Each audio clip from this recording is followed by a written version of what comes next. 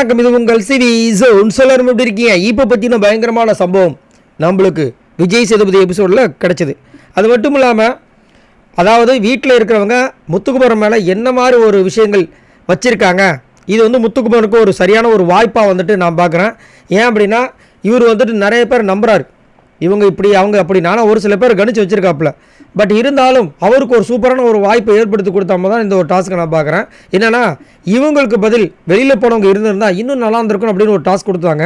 அதில் அதிகப்படியாக வந்துட்டு தாக்கினது யாரை அப்படின்னு பார்த்தீங்கன்னா நம்ம முத்துக்குமரன். அப்புறம் டைட்டில் வின்னராக வரவர். அப்புறம் ஒரு வன்மம் இருக்காதா மற்றவங்களுக்கு, இவனுக்கு மட்டும் எப்படி தான் எல்லாமே வருதுன்னு. ஸோ அந்த வன்மத்தை கக்குறாங்க. அதை தான் வந்து விஜய் சேதுபதி அங்கே சொன்னார்.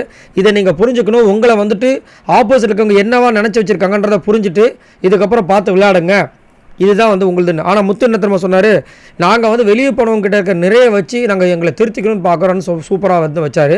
சரி, யாரெல்லாம் முத்துக்குமரனை தாக்கினாங்கன்னா அதிகப்படியாக, ஏன்னா அதிகப்படியாக இங்கே வந்துட்டு முத்துக்குமரனோட பேர் தான் அங்கே வந்து அடிபட்டுச்சு. அதுக்காக சொல்கிறேன்.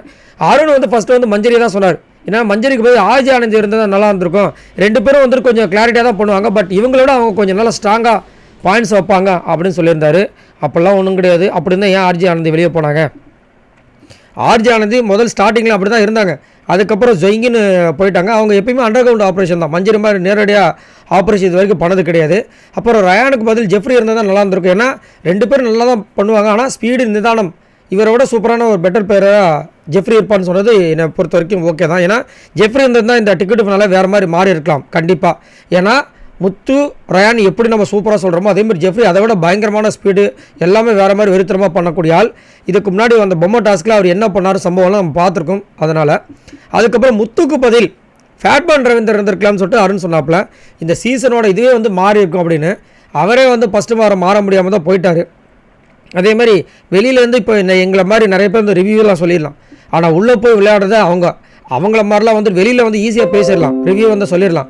பட் உள்ளே வந்துட்டு அந்த இறங்கி வேலை செய்கிற விஷயங்கள் வந்துட்டு ரொம்ப கொடுமையானது, கடுமையானது. அதை இவ்வளோ தூரம் இவங்க பண்ணியிருக்காங்கன்னா கண்டிப்பாக அதை அப்ரிஷியேட் தான் பண்ணணும். அவங்க முடியாதெல்லாம் வெளியே போயிட்டாங்க.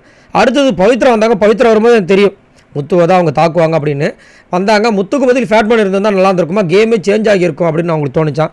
எனக்கு கேட்டிங்கன்னா பவித்ராவை விட தர்ஷிகா உள்ள இருந்தாங்கன்னா இன்னும் கேம் சேஞ்ச் ஆகிருக்குன்றது என்னோட கருத்து. அதை ஒருத்தங்க வச்சாங்க. அதுக்கப்புறம் ஜாக்லினுக்கு பதில் ஆனந்த் இருந்திருந்தால் நல்லா இருந்திருக்கும். அதாவது பவித்ராவுக்கு வந்துட்டு இப்போ ரயான் எல்லாம் பேசி மண்டையை கழுவி வச்சதுனால இப்போது அந்த டீமில் இருக்கிற முத்து, ஜாக்லின், மஞ்சரி சரி 2 பேரை மட்டும் சொல்லிட்டு போகலான்னு சொல்லிட்டு போகிறாங்க. ஜாக்லின் வந்துட்டு பதில் ஆனந்த் இருந்திருந்தால் நல்லா இருந்திருக்கும். ஏன்னா ஜாக்லின் வந்து நிறைய பாயிண்ட்ஸ் வந்து திணிப்பாங்க. ஆனந்த் 2 சைடும் பார்த்து பேசுவாங்க. நீங்கள் நைட்லாம் என்ன அவங்க பேசுறதுனால பார்க்கல. ஏன்னா உண்மையிலேயே வந்து திணிச்சது ஆர்ஜி ஆனந்தி மட்டும்தான். நைட்டு கூப்பிட்டு வச்சு மண்டையை கழுவி பேசுவாங்க. இவங்க எங்கே பார்த்தாங்க, இவங்க பாதி எங்கே கேமை கவனிச்சாங்க. அடுத்தது ரயான் வந்தாப்புல. ரயான் வந்து அதிசயமாக இருந்துச்சு. முத்துவை சொல்லவே இல்லை. ஃபஸ்ட்டு வந்து விஷாலை சொன்னார்.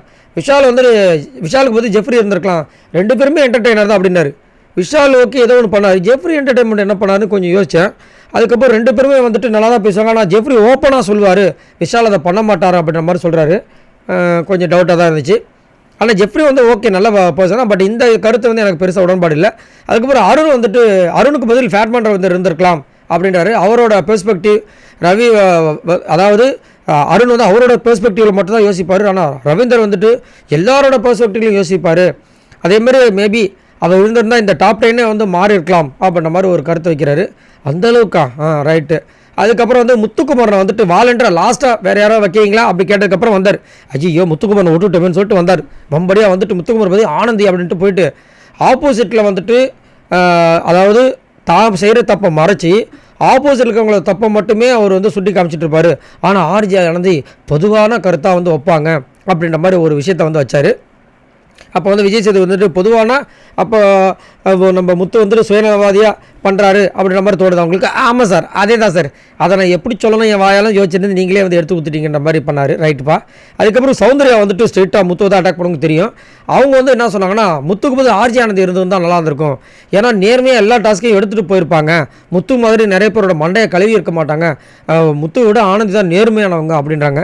சரி, இதெல்லாம் ஆர்ஜி ஆனந்தி இருக்கும்போது நீங்கள் பண்ணியிருக்கீங்களாமா அப்படி கேட்டால் இல்லை, அப்போ எனக்கு தோணலை. இருக்கும்போது ஆளை விட்டுறது, போனதுக்கப்புறமா யாராவது இங்கே வந்து இருக்கிறவங்க தாக்குறதுக்கு அவங்க இழுத்துக்கிறது. ஆனால் இவங்களுக்கு இந்த வாட்டி வந்து சொல்லும்போது சவுண்டு அள்ளுச்சு.